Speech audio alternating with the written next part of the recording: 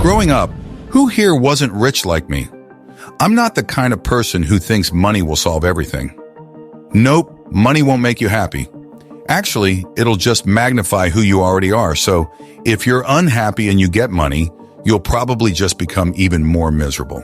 And if you're a jerk and you suddenly get rich, well, you'll probably be an even bigger jerk. Plus, it can mess up your family relationships too. So don't expect money to fix all your problems. It might actually make them worse. But here's the flip side. Having money can also bring bigger opportunities.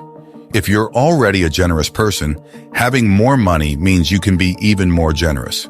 You might even become a philanthropist, someone who gives away lots of money to help others. And let me tell you, that's where you'll find the most joy and satisfaction with your money. Let's talk about how life works. It's like a big cause and effect machine. Whatever you put in, you're going to get out. You've probably heard the saying, you reap what you sow, right? So if you plant something silly or unwise, like making bad decisions, you're going to end up with a lot of problems. It's just the way things go. And if you plant corn in your garden, don't expect to see beans growing there. That would be pretty strange, right? Because what you invest your time and effort into is what you'll see results from. Now, here's something interesting we've discovered.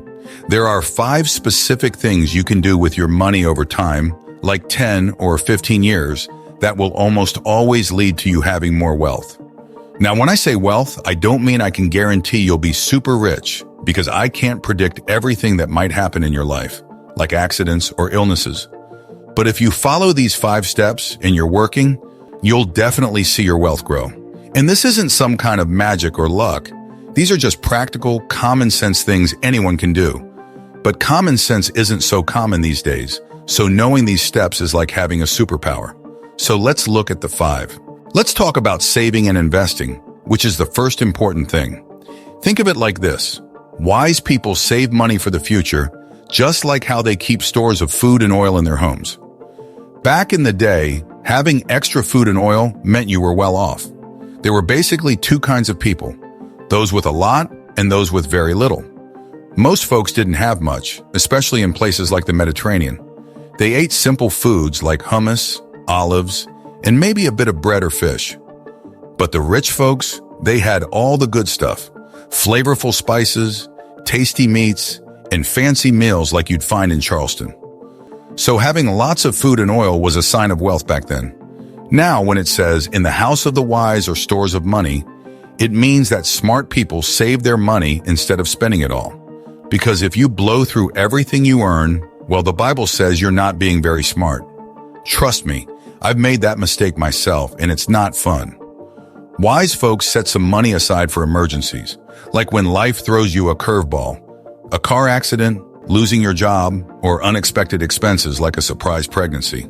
Yep, life can be unpredictable, but having some savings can help you handle those tough times with dignity. Now let's talk about the government. Some people think they'll take care of us if we run out of money. But let's be real here. Relying on politicians to solve our financial problems is a pretty silly idea. They're not superheroes, and they're not coming to save the day. Nope, you're in charge of your own destiny, and that's actually good news. As for worrying about elections, well, I don't lose sleep over that. I've made money no matter who's been in charge. Turns out politicians are mostly interested in getting our money, not giving it to us. So instead of stressing about who's in power, focus on taking control of your own finances. That's the real deal. The next important step is to create a budget, a written plan for your finances. It's essential to do this before each month begins. Imagine if you treated your personal finances like a business called You Incorporated. If you managed money for this company the same way you manage your own finances now, would you keep your job? It's a tough question, but many of us mishandle our money because we're disorganized and lack a clear plan. Now, here's the interesting part about these principles. You can decide to implement them starting today. Let me share an example. I once had an employee who wasn't handling his finances correctly. I sat down with him and explained what he needed to do. He resisted, saying, "That's not how I do things." My response was simple: change. Even when he protested, saying, "I'm not like you," I insisted, change. The truth is, you have the power to decide to improve your financial management skills or walk away. You can make that decision today. So start by creating a budget. You can do this by grabbing a yellow pad and jotting down your income and expenses, or you can use a free online budgeting tool like everydollar.com. The key is to take control of your finances now, because if you keep doing what you've been doing, you'll keep getting the same results. Remember the principle of sowing and reaping. What you put into your financial life is what you'll get out of it. The third step is all about nurturing meaningful relationships once you're free from debt. You might wonder, what does this have to do with money? Well, the truth is, it has everything to do with it. There's a strong link between the people you surround yourself with and your financial success.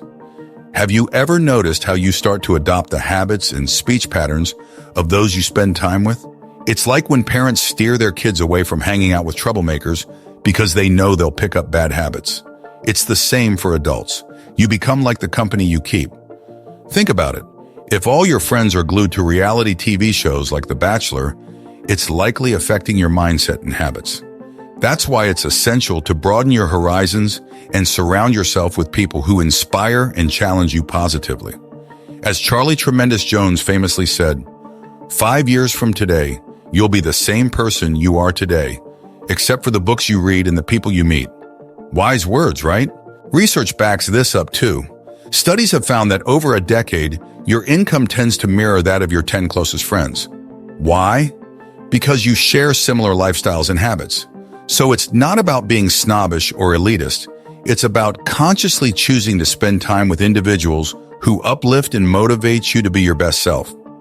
When my daughters were dating, I made sure they didn't settle for less than they deserved. No missionary dating, trying to change someone into who you want them to be. That rarely works out. Instead, I encourage them to surround themselves with quality people who shared their values and aspirations. And guess what? They ended up marrying amazing partners who enriched their lives. So be intentional about your friendships. Surround yourself with people who bring out the best in you and steer clear of negativity and mediocrity. It's a choice that can profoundly impact your financial and personal success. The fourth step is all about breaking free from debt. We've heard this before, right? It's no surprise that Dave Ramsey talks about this because it's rooted in timeless wisdom. The Bible itself warns us that being in debt makes us slaves to the lender, and that's no exaggeration. Now let's break it down. Your income is your most powerful tool for building wealth. Let me paint a picture for you. Imagine the average car payment in America today is around $499. That's almost $500 every month. Now, if instead of making that car payment, you invested that $500 a month from age 30 to age 70 in a solid growth stock mutual fund, you'd end up with a staggering $5.6 million. That's right, $5.6 million. So who benefits from that car payment? It's not you, it's the car companies like General Motors, Ford, Lexus, or Toyota. Meanwhile, you're left wondering why your kid's college fund is empty while you're driving around in something you can't truly afford. And let's not forget about those lingering student loans and credit card debts. Some of you might even feel like your student loan has become a permanent fixture in your life, almost like a pet. Having MasterCard or other credit cards in your life can also feel like you're constantly serving a master. It's like being trapped in a cycle of financial bondage, and it's a reality many of us face. I'm not here to criticize anyone. I've been there myself, but it's essential to recognize the situation for what it is. Debt can hold us back from achieving our financial goals and living a life of freedom. So let's acknowledge the problem and take steps to break free from this cycle of financial distress. Consider this. What if you didn't have any monthly payments to worry about? It's hard to even imagine, right? Yet I often hear people saying things like, "You're always going to have a car payment." It's like they've resigned themselves to a life of perpetual debt, justifying it with the YOLO, you only live once, mindset.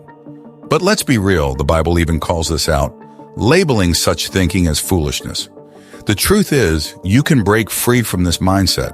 Hoping for some external force like a new president to fix your life isn't the answer. You're the one in control, and that's what really changes things. So how do you break free from debt? It starts with a decision: no more borrowing. At my house, we took this so seriously, we even had what we called a plusectomy. We cut up all our credit cards. No more MasterCard, Capital One, or whatever else was lurking in our wallets. Now, some might call me weird for living without credit cards, but guess what? I'm not broke anymore. In fact, I haven't had a credit card in over 30 years. My wallet might not have those shiny credit cards, but it's got something better: cash and debit cards. And you know what? They work just fine for everything I need, including all my travels. So next time you're tempted to rely on credit, remember there's a better way. It starts with taking control of your finances and making smart decisions, like leaving those credit cards behind and embracing financial freedom.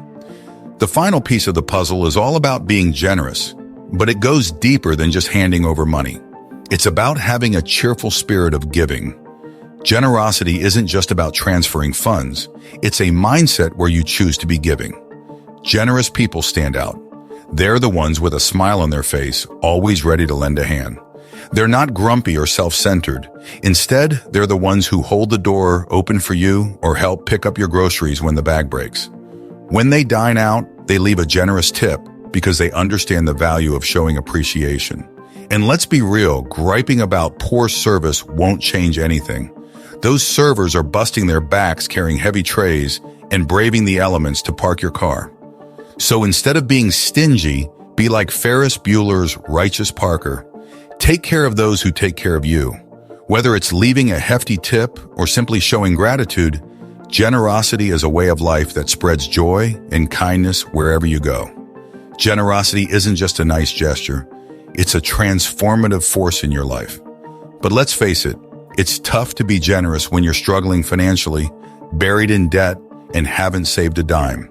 Plus, if you're not surrounded by other generous people, it's even harder to cultivate that spirit within yourself. But here's the thing, you have the power to change. You can decide today to embrace generosity, and it will revolutionize your life and the lives of those around you. It's not just a small change, it's a seismic shift that ripples through your family tree, impacting generations to come. When you adopt a spirit of generosity, your sorrows become more bearable, and your joys become more abundant. It transforms everything from your relationships to your outlook on life. And as you gain control over your finances, you'll have the resources to be a blessing in the marketplace and to your loved ones. So let's kick that financial burden to the curb and address the elephant in the room. With generosity as your guide, you'll pave the way for a brighter future for yourself and those you care about. I recommend you watch the next video in our series. Don't hesitate to share this video. Subscribe to our channel and share your thoughts in the comments section. Thanks for watching.